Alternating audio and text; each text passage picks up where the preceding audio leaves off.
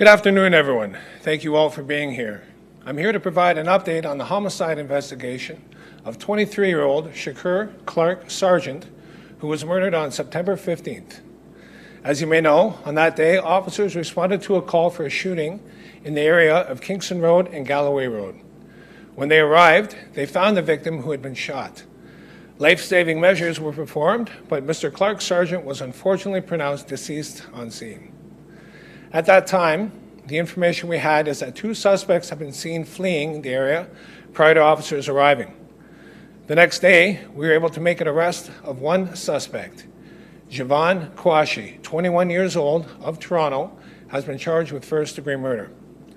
In the days that have followed this homicide, our officers in the Homicide and Missing Persons Unit, 43 Division Primary Response Unit, and 43 Division Major Crime Unit have worked diligently to identify the second suspect wanted in this senseless murder.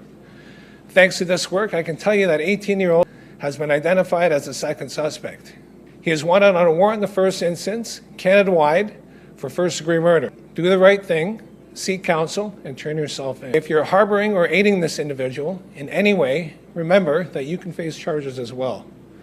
We're asking anyone with information, no matter how small, to please come forward. You can contact police directly or leave an anonymous tip through Crime Stoppers at 416-222-TIPS, what we can disclose. We also want to be mindful of the victim's family who continue to grieve this senseless loss. However, I will try my best to answer your questions. Staff, you mentioned the day after this homicide happened that you believe this was a planned and deliberate murder. Can you expand on that? What have you learned in the last week?